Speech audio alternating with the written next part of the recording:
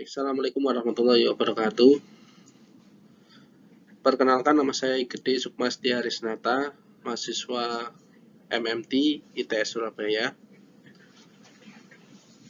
Pada kesempatan ini saya akan mempresentasikan, mengulas atau membahas terkait salah satu jurnal di mana yang menjadi bagian dari tugas mata kuliah Sistem dan Teknologi Informasi Program Magister STMT ITS. Jurnal yang saya ambil di sini adalah jurnal dengan judul Circular Economy in the Construction Industry, a Review of Decision Support Tools Based on Information and Communication Technologies by Yuve Yua, Devrim Murad Yazan, Veronica Yunjana, Maria Eugenia Lakoba.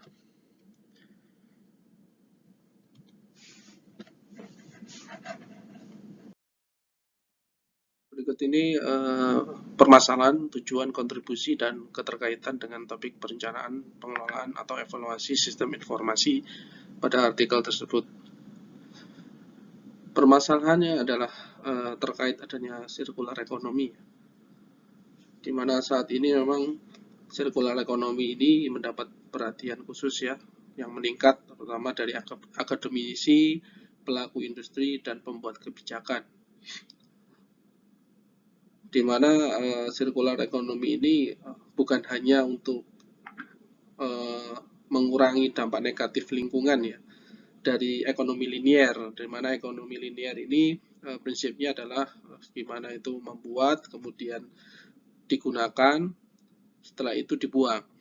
Nah, dengan adanya circular economy ini harapannya metode ekonomi linier ini juga dapat dikurangi, karena sifatnya ini adalah selain membuat, menggunakan dan membuang, kemudian bisa di recycle dan digunakan kembali, seperti itu. Itu misalnya saja di Belanda ya, di Belanda industri konstruksinya itu menyumbang 50% dari total konsumsi material, sekaligus menyumbang limbah konstruksi dan pembongkaran dalam jumlah yang besar, yaitu sekitar 25 juta ton, yang menempati sekitar 46% dari total jumlah limbah di seluruh negeri, berdasarkan Eurostat di 2017. Sehingga dapat dikatakan bahwa industri konstruksi ini adalah industri yang boros. Oleh sebab itu, mewujudkan circular economy dalam industri konstruksi ini adalah prioritas utama ya dari di beberapa negara ya, khususnya untuk terkait perkembangan pembangunan ekonomi nasional. Nah, permasalahannya adalah apa?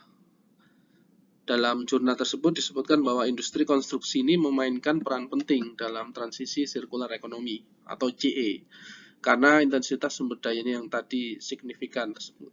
Namun konstruksi circular economy ini terbatas ya, karena karakteristik industrinya yang sangat unik dan sifatnya yang kompleks. Untuk mengatasi tantangan implementasi tersebut, teknologi informasi dan komunikasi diakui ya sebagai solusi yang menjanjikan, karena memberikan dukungan potensial untuk mengambil keputusan yang berorientasi pada circular economy. Namun efektivitas dan tantangan penerapan teknologi informasi dan komunikasi ini ke konteks pengambilan keputusan yang lebih luas untuk menerapkan circular economy di lingkungan binaan yang tetap ini belum dijelajahi. Lingkungan binaan atau built environment itu apa sih? Nah, itu adalah suatu lingkungan yang ditandai dominasi struktur buatan manusia, di mana sistem lingkungan binaan ini tergantung pada asupan energi, sumber dayanya, dan rekayasa manusia untuk dapat bertahan. Dengan demikian, penelitian ini memberikan gambaran yang komprehensif tentang alat pendukung keputusan berbasis teknologi informasi dan komunikasi yang ditetapkan untuk mengimplementasikan konstruksi circular economy. Tujuannya apa?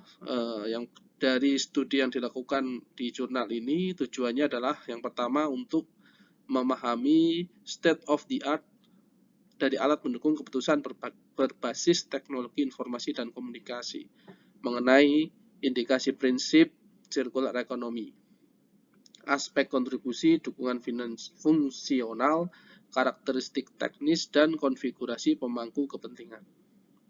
Yang kedua adalah untuk mengusulkan kerangka teoritis yang mengartikulasikan bagaimana teknologi sistem informasi dan komunikasi ini diterapkan untuk mendukung praktek circular economy di dalam seluruh siklus hidup proyek konstruksi. Yang ketiga adalah untuk menguraikan arah penelitian masa depan, pengembangan alat pendukung keputusan berbasis teknologi informasi dan komunikasi untuk meningkatkan pelaksanaan konstruksi circular economy, seperti itu. Untuk kontribusinya bagaimana? Kontribusinya dalam penelitian ini memberikan gambaran komprehensif ya tentang alat pendukung keputusan berbasis teknologi informasi dan komunikasi yang diterapkan untuk mengimplementasikan konstruksi circular economy pada industri konstruksi. Sedangkan keterkaitan dengan topik perencanaan, pengelolaan, dan evaluasi sistem informasi ini, di mana terdapat 7 jenis ya, yang 7 jenis alat pendukung keputusan berbasis teknologi informasi dan komunikasi yang nantinya akan berkontribusi pada transisi circular economy dalam industri konstruksi. Yang pertama ini adalah Building Information Modeling, BIM, kemudian Geographic Information System, GIS, Radio Frequency Identification, RFID, Big Data Analysis, BD, Internet of Things, IoT, Blockchain, PC, Modeling and Simulation, MS.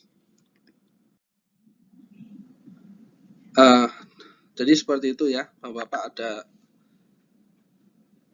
ini gambar 4 ya terkait model desain kerangka ini terinspirasi dari tata surya ya. Dalam kerangka ini 3 orbit utama yang dipilih digambarkan ya, 3 orbit utama yang digambarkan yaitu orbit dalam fase project, kemudian orbit tengah aliran materialnya, kemudian orbit yang luar adalah dukungan dari teknologi informasi dan komunikasi.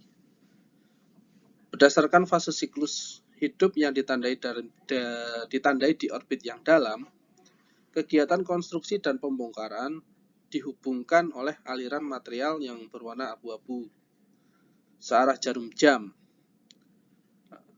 dengan input sumber daya alam dan output pembuangan limbah di orbit tengah.